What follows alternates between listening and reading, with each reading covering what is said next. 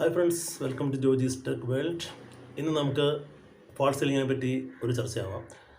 Fall ceiling നമ്മൾ പല രീതിയിൽ കണ്ടിട്ടുണ്ട്. അധികവും സസ്പെൻഡഡ് സീലിംഗ് ആണ് കണ്ടേക്കുന്നത്. അതായത് തൂങ്ങിക്കിടക്കുക എന്ന് പറയും. ശരിക്കുള്ള നമ്മുടെ സീലിങ്ങിൽ നിന്ന് ഒരു ഗ്യാപ്പ് ഇട്ടിട്ട് തൂങ്ങിക്കിടക്കുക എന്നുള്ളത്. പക്ഷേ പഴയ ചില വീടുകളിൽ നമ്മൾ കണ്ടിട്ടുണ്ട് ഈ മുകളിൽ ടൈലൊക്കെ ഇങ്ങനെ പാകി വെച്ചിരിക്കുന്നത്. അങ്ങനെയും ഉണ്ട്. അതിനും ഫാൾ സീലിംഗ് എന്ന് പറയാം. കാരണം സീലിങ്ങിൻ്റെ മുകളിൽ വേറെ സാധനം നമ്മൾ പതിപ്പിക്കുകയാണല്ലോ, ടൈൽ വെച്ചിട്ട് പതിപ്പിക്കുകയാണല്ലോ. അതിൽ ഇൻ ബിറ്റ്വീനിൽ സ്പേസ് ഒന്നും ഉണ്ടാവില്ലായിരിക്കും. ഇപ്പോൾ നമുക്കിപ്പോൾ വരുന്നത് ഈ സസ്പെൻഡ് സീലിങ്ങിനെ പറ്റി പറയാൻ വേണ്ടിയിട്ടാണ്. സസ്പെൻഡഡ് സീലിങ്ങിൽ പൊതുവേ നമ്മൾ യൂസ് ചെയ്യുന്നത് ജിപ്സം സീലിംഗ് തന്നെയാണ്. പിന്നെ കുറച്ച് വില കുറഞ്ഞ PVC സീലിംഗ് ഉപയോഗിക്കാറുണ്ട്. അത് ഇപ്പോൾ ടോയ്ലറ്റ് ഏരിയയിൽ അങ്ങനെയുള്ള ഏരിയയിലൊക്കെ കുറച്ച് മോയ്സ്ചർ വരുന്ന ഏരിയയിലൊക്കെ ആണെങ്കിൽ PVC സീലിംഗ് ആണ് പോകാറ്. പിന്നെ ബെഡ്റൂം അല്ലെങ്കിൽ ലിവിംഗ് റൂം അങ്ങനത്തെ ഏരിയയിലൊക്കെ നമ്മൾ ജിപ്സം ബോർഡാണ് ഉപയോഗിക്കാറ്.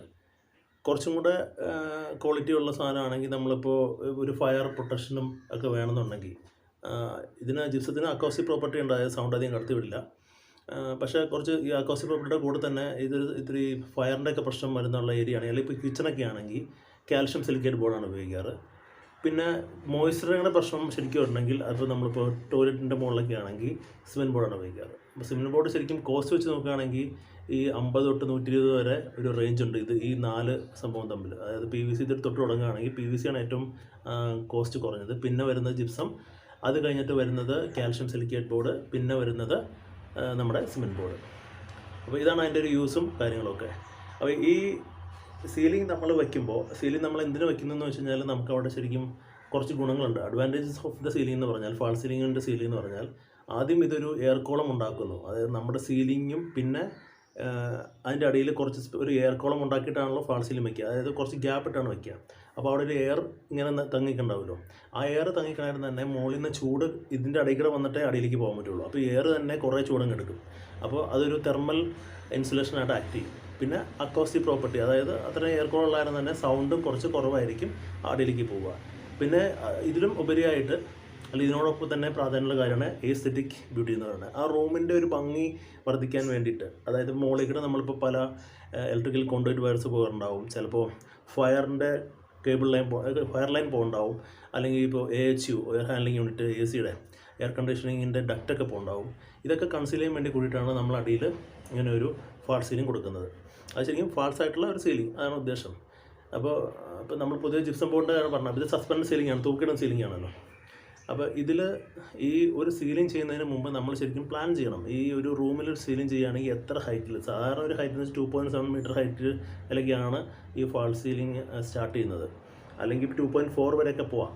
അല്ലെങ്കിൽ ഏറ്റവും മിനിമം 2.1, അതായത് നമ്മുടെ വിൻഡോയുടെ അവിടം വരെ എന്തായാലും അതിൻ്റെ ഇടയിലേക്ക് പോകാൻ പറ്റില്ല. പക്ഷേ അപ്പോൾ മുകളിൽ നിന്ന് ഫാനോ അങ്ങനെ സാധനം ഇടാൻ പറ്റില്ല. അപ്പോൾ ആ ഹൈറ്റൊക്കെ നോക്കിയിട്ട് വേണം ഇടാൻ. റൂമിൻ്റെ ഹൈറ്റ് നോക്കിയിട്ട് അതിന് ബേസ് ആയിട്ടാണ് ഇതുണ്ട്. ഒരു മിനിമം ഫാൾ സീലിംഗ് ഹൈറ്റ് എന്ന് പറഞ്ഞാൽ ഉള്ളിലത്തെ ഹൈറ്റ്, അതായത് സീലിംഗും ഫാൾ സീലിംഗും തമ്മിലുള്ള ഡിസ്റ്റൻസ് എന്ന് പറഞ്ഞു കഴിഞ്ഞാൽ ഒരു 8 ഇഞ്ചാണ്. പിന്നെ മുകളിലേക്ക് പോവാം. പക്ഷേ ഇതൊക്കെ അതിൻ്റെ ഉള്ളിൽ എന്തൊക്കെ കണ്ടൻറ്റ് വരുന്നു എന്നതിന് നോക്കിയിട്ടായിരിക്കും. ഇലക്ട്രിക്കൽ വരാം, AC വരാം, ഡക്റ്റൊക്കെ വരുമ്പോൾ അതിനനുസരിച്ച് കൂടിക്കൊണ്ടിരിക്കും. അപ്പോൾ അത് പ്ലാൻ ചെയ്തിട്ടാണ് ഇടാൻ. പിന്നെ ഇതിൻ്റെ ഉള്ളിൽ വരുന്ന സംഗതികൾ, ഇപ്പോൾ ഈ പല വീടുകളിലും നമ്മളിപ്പോൾ നമ്മൾ എയർ ഹോൾ കൊടുക്കുമല്ലോ. എയർ ഹോളൊക്കെ ചിലപ്പോൾ ഇത് പ്ലാൻ ചെയ്യേണ്ട പണമെങ്കിൽ ഇതിൻ്റെ ഉള്ളിലായിരിക്കും പോവുക. അതിന് മുമ്പ് എനിക്ക് പറയാനുള്ളത് ഇതാണ് ഈ ഒരു റൂഫ് RCC സീലിംഗ്. പിന്നെ ഇത് അടിയിലെ ഏറ്റവും അടിയിലത്തെ ഫാൾ സീലിംഗ് ജിപ്സം ബോർഡിൻ്റെ ഇതിൻ്റെ ഇടയ്ക്കുള്ള സ്പേസ് ഉണ്ടല്ലോ, ആ എയർ സ്പേസ് നമ്മൾ പ്ലീനം എന്നാണ് പറഞ്ഞത്. അത് ഓർമ്മയിരിക്കുക, പ്ലീനം. ഈ പ്ലീനത്തിൻ്റെ ഉള്ളിലാണ് ഇതെല്ലാം വരിക. അപ്പോൾ ഈ പ്ലീനത്തിൻ്റെ ഉള്ളിൽ വരുമ്പോൾ എയർ കോളം ഇപ്പോൾ ഇവിടെ വരണമെങ്കിൽ ഇതിൻ്റെ ഉള്ളിൽ കൂടെ കുറേ മൃഗങ്ങളോ അല്ലെങ്കിൽ പക്ഷികളൊക്കെ വേണമെങ്കിൽ കയറി വരാം. അപ്പോൾ നമ്മൾ എയർ കോളം കൊടുക്കണമെന്നുണ്ടെങ്കിൽ, ശരിക്കും പറഞ്ഞാൽ AC ആണെങ്കിൽ പിന്നെ അതിൻ്റെ ആവശ്യമില്ല. അല്ലെങ്കിൽ ഈ ഒരു സീലിംഗ് കഴിഞ്ഞിട്ട് അടിയിൽ വേണമെങ്കിൽ എയർ കോളം കൊടുക്കുക എന്ന ലെവലിലേക്ക് വേണം പോകാൻ. അത് അങ്ങനെ പ്ലാൻ ചെയ്യാം. പിന്നെ ഇത് നമുക്ക് കോവ് ലൈറ്റിംഗ് കൊടുക്കാം. കോവ് ലൈറ്റിൻ്റെ സൈഡിൽ മാത്രമായിട്ട് ഇങ്ങനെ ഇതിൽ ഈ ഫാൾ സീലിംഗിൽ നിന്ന് ഒന്നോടെ താഴ്ന്നിട്ട് കുറച്ച് ഏരിയ മാത്രം ലൈറ്റിന് വേണ്ടി ഇങ്ങനെ കൊടുക്കുന്നതാണ് കോവ് ലൈറ്റിംഗ് എന്ന് പറയുന്ന സംഭവം. അതിങ്ങനെ ചുറ്റും പെരിമീറ്ററായിട്ട് ചുറ്റും ഇങ്ങനെ കൊടുക്കുന്നുണ്ടാവും. അപ്പോൾ അതൊക്കെ ഒരു മൂഡ് ക്രിയേഷൻ ഉണ്ടാക്കാൻ വേണ്ടി കൊടുക്കുന്ന ഒരു ലൈറ്റിംഗ് സിസ്റ്റമാണ്. പിന്നെ ഈ ഫാൾ സീലിംഗ് വരുമ്പോൾ എന്താ കൊണ്ടെന്ന് വെച്ച് കഴിഞ്ഞാൽ നമുക്ക് ആ റൂമിൽ കംപ്ലീറ്റ് ഈക്വലായിട്ട് ലൈറ്റ് ഡിസ്ട്രിബ്യൂട്ട് ചെയ്യാൻ പറ്റും. അതായത് ലക്സ് ഡിസ്ട്രിബ്യൂഷൻ ഈക്വലായിട്ടായിരിക്കും ആ ഒരു റൂം മുഴുവനും വരിക. പിന്നെ നമ്മുടെ മൂഡനുസരിച്ചിട്ട് കളർ ലൈറ്റ് കൊടുക്കാം. പല രീതിയിൽ ഫാൾ സീലിങ്ങിൽ എന്ത് വേണം ചെയ്യാം. അങ്ങനെ അതിൻ്റെ ഡിവിഷൻസ് പലതാക്കാം. പിന്നെ നമുക്ക് പല combination of fall ceiling material ചെയ്യാം. ഇതിപ്പോൾ ജിപ്സത്തിൻ്റെ കൂടെ തന്നെ വേണമെങ്കിൽ ഗ്ലാസ് കൊടുക്കാം, അല്ലെങ്കിൽ അതിൻ്റെ കൂടെ തന്നെ കാൽഷ്യം സിലിക്കേറ്റ് ബോർഡ് കൊടുക്കാം, സിമെൻറ്റ് ബോർഡ് കൊടുക്കാം, നമ്മുടെ ഇഷ്ടം പോലെ. അത് ഇൻറ്റീരിയർ ഡിസൈനറുടെ ഇഷ്ടം പോലെ നമുക്ക് മാറ്റി മറിച്ചും കൊടുക്കാൻ പറ്റും. പിന്നെ നമുക്കിനി വിശദമായിട്ടൊന്നൊരു സസ്പെൻഡഡ് ജിപ്സം സീലിംഗ് നമുക്കൊന്ന് നോക്കാൻ പോകാം. ഇതിൻ്റെ സെക്ഷനാണ്. സെക്ഷനിൽ ഏറ്റവും മുകളിൽ ഈ പറഞ്ഞ പോലെ RCC സീലിംഗ്. അത് കഴിഞ്ഞിട്ട് വരുന്നത് നമ്മൾ ഒരു റൂം ചെയ്യുമ്പോൾ ആദ്യം തന്നെ നമ്മൾ ചെയ്യേണ്ടത് മാർക്ക് ചെയ്യുക എന്നുള്ളതാണ്. പെരിമീറ്റർ കംപ്ലീറ്റ് നമുക്ക് എവിടെയാണ് ആ റൂമിൻ്റെ ഹൈറ്റിൽ സീലിംഗ് തുടങ്ങേണ്ടത്, ഫാൾ സീലിംഗ് തുടങ്ങേണ്ടത് എന്നുള്ളത് ആദ്യം ഫുൾ 4 വശവും മാർക്ക് ചെയ്യുക. അത് ലെവലായിരിക്കണം, ഫ്ലോറുമായിട്ട് ലെവലായിരിക്കണം. അത് മാർക്കിങ് കഴിഞ്ഞ് കഴിഞ്ഞിട്ട് പിന്നെ മാർക്ക് ചെയ്യേണ്ടത് നമ്മൾ സീലിങ്ങിലേക്ക് പോകും. സീലിങ്ങിൽ ഈ ഫ്രെയിം വരുന്ന സ്ഥലങ്ങളൊക്കെ ലൈനിട്ട് മാർക്ക് ചെയ്യുക. ഇതെല്ലാം ലൈനിട്ട് മാർക്ക് ചെയ്യണം. മുകളിൽ ലൈനിട്ട് മാർക്ക് ചെയ്ത് കഴിഞ്ഞ് കഴിഞ്ഞാൽ അവിടെ നമുക്ക് ഈ സാധനം ഇതില്ല, സോഫ്റ്റ് ക്ലിറ്റ് അടിക്കേണ്ട പോയിൻറ്റ്സ് ഉണ്ട്. ഓരോ സ്ഥലത്തും ഈ ഫ്രെയിം താങ്ങിയിരുന്ന സ്ഥലം അടിക്കേണ്ട പോയിൻറ്റ്സ് മാർക്ക് ചെയ്യുക. അത് കഴിഞ്ഞിട്ട് നമ്മൾ ഈ പെരിമീറ്റർ ചാനൽ നമ്മളിപ്പോൾ ഈ പെരിമീറ്റർ വാളിൽ മാർക്ക് ചെയ്യുന്ന സ്ഥലത്ത് ഫുൾ പെരിമീറ്റർ ചാനൽ അടിച്ചടിച്ച് കയറ്റും. അത് ലൈനൊക്കെ കൊടുത്തു കഴിഞ്ഞാൽ അപ്പോൾ ഓർഡറിലൊക്കെ നോക്കി കൊടുത്താണ് പിന്നെ നമ്മൾ പെരിമീറ്റർ ചാനൽ അടിച്ച് കയറ്റുക. അത് കഴിഞ്ഞിട്ട് ഈ സോഫ്റ്റ് ക്ലീറ്റിലേക്ക് പോവുക. ഈ സോഫ്റ്റ് ക്ലീറ്റ് ഈ കാണുന്ന ഒരു ആംഗിളുള്ള സാധനമാണ്. ആ സോഫ്റ്റ് ക്ലീറ്റ് അങ്ങനെ ഓരോരോ ഗ്യാപ്പ് ഇട്ടിട്ട് ഇൻ്റർവെല്ലുകളിൽ നമ്മൾ അടിച്ച് കയറ്റും. ഈ സോഫ്റ്റ് ക്ലീറ്റ് അടിച്ച് കയറ്റുന്നത് റൗൾ പ്ലഗ് എന്ന് പറഞ്ഞ സംഭവം വെച്ചിട്ടാണ്. അടിച്ച് കയറ്റി കഴിഞ്ഞിട്ട് റൗൾ പ്ലഗ് വെച്ച് അടിച്ച് കയറ്റി കഴിഞ്ഞിട്ട് സൈഡിൽ വരുന്നത് സീലിംഗ് ആംഗിളാണ്. സീലിംഗ് ആംഗിൾ ഒരു വലിയൊരു ലെങ്ത്തിലാണ് വരുന്നത്. അത് നമ്മൾ മുറിച്ച് വയ്ക്കണം. നമുക്ക് ഇതിൻ്റെ സീലിങ്ങിൻ്റെ ഹൈറ്റ് അനുസരിച്ച് മുറിച്ച് വയ്ക്കും. അപ്പോൾ ആ സീലിംഗ് ആംഗിളിലേക്ക് ഈ സോഫ്റ്റ് ക്ലീറ്റ് നമ്മൾ എന്ത് ചെയ്യും, നട്ട് ആൻഡ് ബോൾട്ട് വെച്ചിട്ട് ടൈറ്റ് ചെയ്യും. ഓക്കെ, പിന്നെ വേണമെങ്കിൽ ഊരിയെടുക്കുകയും ചെയ്യും. അങ്ങനെ സീലിംഗ് ആംഗിളും സോഫ്റ്റ് പ്ലേറ്റും കഴിഞ്ഞു. അത് കഴിഞ്ഞിട്ട് ഈ സീലിംഗ് ആംഗിൾ അടിയിൽ എവിടെ കണക്ട് ചെയ്യുന്നത് വെച്ചാൽ അവിടെ ഒരു ഇൻ്റർമീഡിയറ്റ് ചാനൽ എന്ന് പറഞ്ഞ ചാനൽ വരും. ആ ഇൻ്റർമീഡിയറ്റ് ചാനലും സീലിംഗ് ആംഗിളിനെ കണക്ട് ചെയ്യുന്നത് ശരിക്കും നമ്മൾ മെറ്റൽ ടു മെറ്റൽ സ്ക്രൂ വെച്ചിട്ടാണ് സീലിംഗ് ആംഗിളും ഇൻ്റർമീഡിയറ്റ് ചാനലും കണക്ട് ചെയ്യുക. അത് ഓർമ്മിരിക്കട്ടെ. പിന്നെ അതിൻ്റെ അടിയിൽ വരുന്നതാണ് സീലിംഗ് ക്രോസ് സെക്ഷൻ. ഇൻ്റർമീഡിയറ്റ് ചാനലിൻ്റെ അടിയിലാണ് സീലിംഗ് ക്രോസ് സെക്ഷൻ വരിക. ഈ സീലിംഗ് ക്രോസ് സെക്ഷനും ഇൻ്റർമീഡിയറ്റ് ചാനലുകൾ കണക്ട് ചെയ്യുന്നത് വെച്ചാൽ കണക്റ്റിംഗ് ക്ലിപ്പ് എന്ന് പറഞ്ഞാൽ ക്ലിപ്പ് ഇട്ടിട്ട് വയ്ക്ക് പോകുള്ളൂ. വേറെ സംഭവമൊന്നുമില്ല. എല്ലാം ക്ലിപ്പിട്ട് കറക്റ്റ് ആവശ്യമുള്ള എത്ര ക്ലിപ്പിടുന്നോ അത് വെച്ചിട്ട് ആ വെയിറ്റ് താങ്ങുന്ന ക്ലിപ്പിട്ടിട്ട് ആയിരിക്കും പോവുക. അത് ഇൻ്റർമീഡിയറ്റ് ചാനലും സീലിംഗ്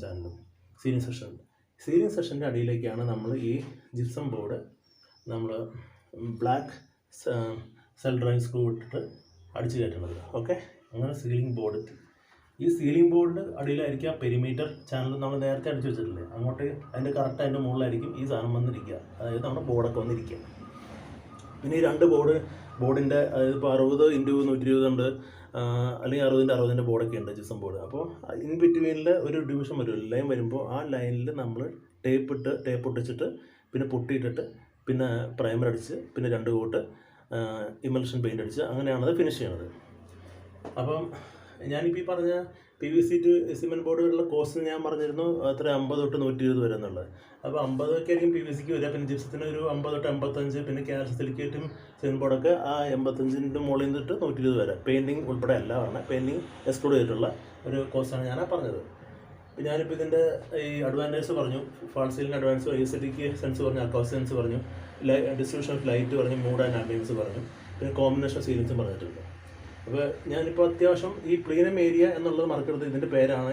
ഇതിൻ്റെ RCC റൂഫിനും നമ്മൾ കൊടുത്ത ഫാൾ സീലിങ്ങിൻ്റെ ഇടയ്ക്കുള്ള ഏരിയയ്ക്ക് പറഞ്ഞാണ് പ്ലീനം ഏരിയ.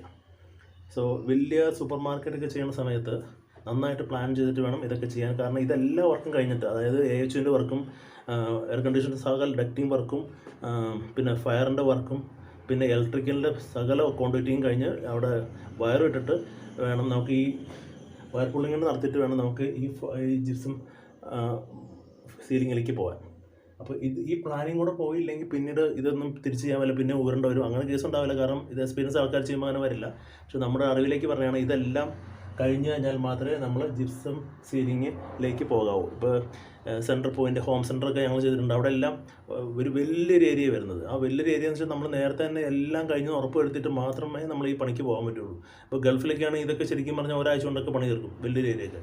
അപ്പോൾ അവിടെ ഡേ ആൻഡ് നൈറ്റ് വർക്കാണ്. പക്ഷേ ഈ സീലിങ്ങിന് ഇത്രയും കാര്യങ്ങൾ ശ്രദ്ധിച്ചിട്ട് വേണം, അതിപ്പോൾ ചെറുതായാലും വലുതായാലും ഇത്രയും കാര്യങ്ങൾ ശ്രദ്ധിച്ചിട്ട് വേണം നമ്മൾ സീലിംഗ് പ്ലാൻ ചെയ്യുക. അതിപ്പോൾ ചെറിയ മുറിയായാലും വലിയ മുറിയായാലും. പിന്നെ ഇതൊക്കെ ഒരു നന്നായിട്ട് വർക്ക് ചെയ്യുകയാണെങ്കിൽ ഒരു 10-15 വർഷമൊക്കെ ചുമ്മാ കിടക്കും, നന്നായിട്ട് കിടക്കും. നല്ല ക്വാളിറ്റി മെറ്റീരിയൽ ഉപയോഗിക്കണം. പ്രത്യേകിച്ച് ഈ എന്താ സോഫ്റ്റ് ക്ലീറ്റൊക്കെ നല്ല ക്വാളിറ്റി മെറ്റീരിയൽ ഉപയോഗിക്കുക എന്നുള്ളത് വളരെ സൂക്ഷിക്കും. കാരണം വില കുറയാൻ വേണ്ടി നോക്കിക്കഴിഞ്ഞാൽ ചിലപ്പോൾ 4-5 വർഷം കൊണ്ട് സാധനം താഴെ പോരും. അപ്പോൾ ഇപ്പോൾ ഇടിഞ്ഞിടിഞ്ഞങ്ങ് പോരും. അപ്പോൾ അങ്ങനത്തെ പണിക്ക് പോരുത്. നമ്മളെ ഏറ്റവും നല്ല ശരിക്കും പറഞ്ഞാൽ നമ്മൾ മെറ്റീരിയൽ വാങ്ങിച്ചു കൊടുക്കുക. കോൺട്രാക്ടർക്ക് അയാളുടെ ലേബറിൻ്റെ കാശ് കൊടുക്കുകയാണെങ്കിൽ സീലിങ്ങിൻ്റെ പണി അത്യാവശ്യം വലിയ കുഴപ്പമില്ലാണ്ട് പോകാൻ സാധ്യതയുണ്ട്. അപ്പോൾ പിശുക്ക് അധികം കാണിക്കാണ്ട് ന്യായമായ വിലയ്ക്ക് ലേബർ മാത്രം കോൺട്രാക്ടർ കൊടുത്ത് മെറ്റീരിയൽ നമ്മൾ വാങ്ങിച്ചു കൊടുക്കുകയാണെങ്കിൽ എപ്പോഴും സീലിംഗ് വർക്ക് അല്ലെങ്കിൽ നമ്മൾ ഇയാൾ വാങ്ങിക്കുന്ന മെറ്റീരിയലെല്ലാം നമ്മൾ ഓരോന്നും പരിശോധിക്കേണ്ടി വരും. പരിശോധിച്ചിട്ട് മാത്രം വേണം ഈവൻ ഈ ക്ലിപ്പും കണക്റ്റിംഗ് ക്ലിപ്പും സോഫ്റ്റ് ക്ലീറ്റ് ഒക്കെ കമ്പനി ജിപ്രോക്കിൻ്റെ ഒക്കെയാണ് നല്ല സംഭവമാണ്.